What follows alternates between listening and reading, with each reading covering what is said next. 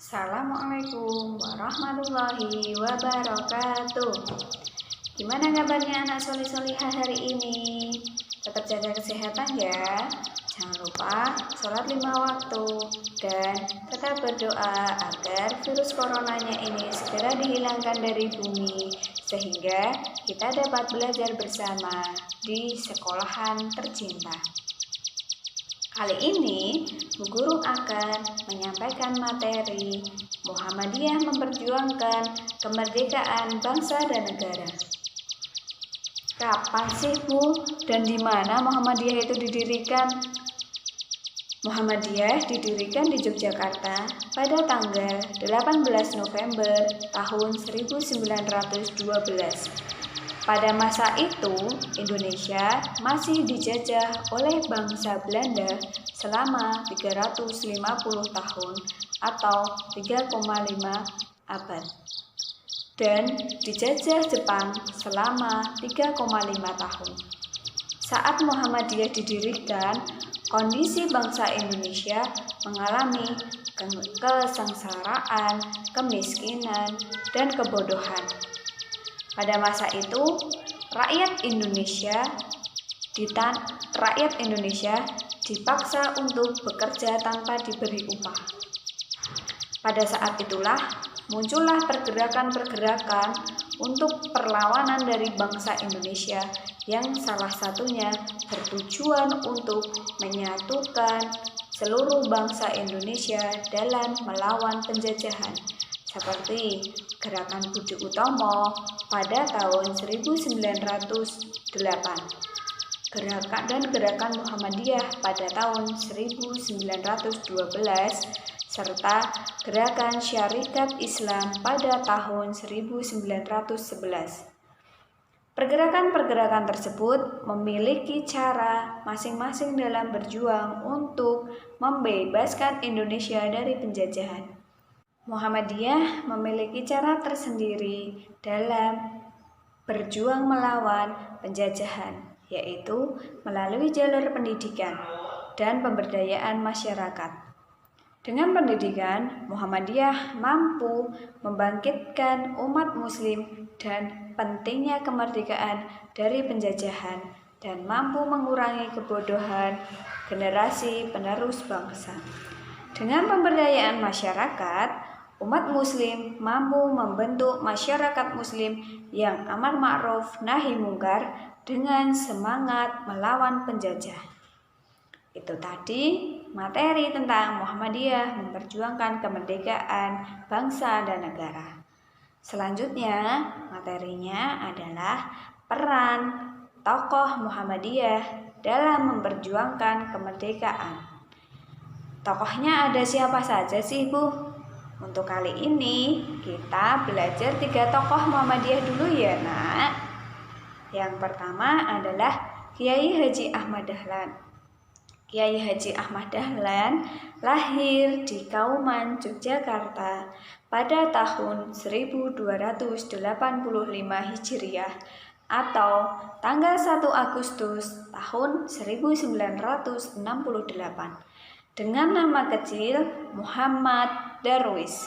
Ayahnya bernama Kiai Haji Abu Bakar bin Kiai Haji Muhammad Sulaiman dan ibunya bernama Siti Aminah binti Kiai Haji Ibrahim. Kiai Haji Ahmad Dahlan hidup pada masa penjajahan sebagai pribadi yang baik. Beliau memiliki cita-cita dan harapan yang sangat mulia untuk membebaskan bangsa Indonesia dari penjajahan Belanda. Menurutnya, sikap dan tingkah laku bangsa Belanda sangat bertentangan dengan pandangan hidup Islam. Oleh karena itu, beliau memiliki sikap anti penjajah dan selalu bertekad untuk berjuang melawan Belanda. Tekad Kiai Haji Ahmad Dahlan dalam melawan penjajahan Belanda diwujudkan melalui organisasi kemuhammadiyahan. Kiai Haji Ahmad Dahlan berjuang melawan penjajahan melalui organisasi yang didirikannya, yaitu Muhammadiyah. Beliau bertekad untuk mengusir penjajah dari Indonesia.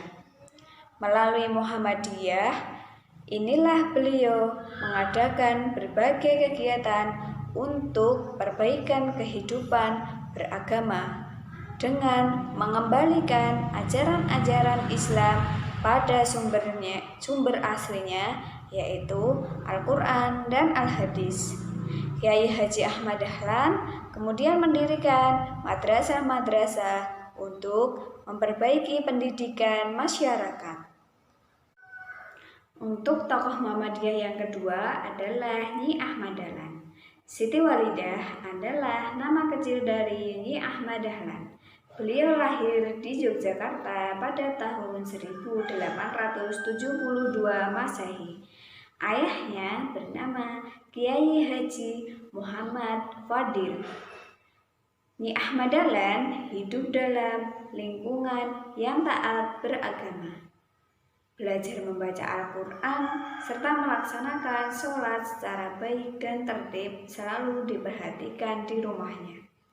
Sejak remaja, Nyi Ahmad Dahlan memiliki kelebihan dibandingkan dengan teman-temannya.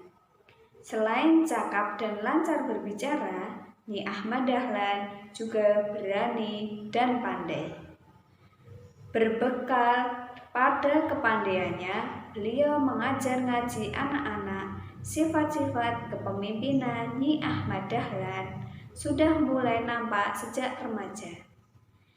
Keikutsertaannya di dalam pelatihan-pelatihan kepemimpinan telah membentuk pribadi Siti Walidah. Berkat kemampuan dan kepandaiannya memimpin serta berilmu agama, beliau diangkat menjadi Ketua Aisyah yang pertama yang dulu bernama Sapa Tresno. Itu tadi materi kedua tokoh Muhammadiyah, Nyi Ahmad Dahlan. Selanjutnya, tokoh ketiga Muhammadiyah adalah Ki Bagus Hadikusuma. Ki Bagus Hadikusuma dilahirkan di Kampung Kauman, Yogyakarta. Nama kecilnya adalah Hidayat. Ia lahir pada tanggal 11 Rabiul Awal 1038 Hijriah atau tanggal 24 November 1890. Ia putra ketiga dari 5 bersaudara Raden Kaji Lurah Hashim, seorang abdi Delman Putihan atau pejabat agama Islam di Keraton Yogyakarta masa kepemimpinan Sultan Hamengkubuwono VIII. Seperti umumnya keluarga santri, Ki Bagus mulai memperoleh pendidikan agama dari orang tuanya dan beberapa kiai di Kauman. Keinginan Ki Bagus Kusuma menuntut ilmu sangat tinggi.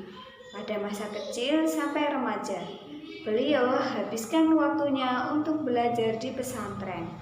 Selain itu, karena dorongan dan jasa-jasa Kiai Haji Ahmad Dahlan, beliau juga belajar mengaji dengan ayahnya dan beberapa ulama di kampungnya.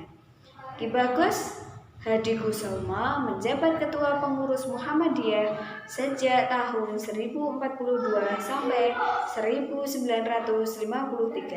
Pada saat itu, beliau mendapatkan amanah dari hasil pertemuan cabang-cabang Muhammadiyah se-Jawa untuk menggantikan Kiai Haji Mas Mansur yang sakit karena dianiaya oleh tentara Jepang.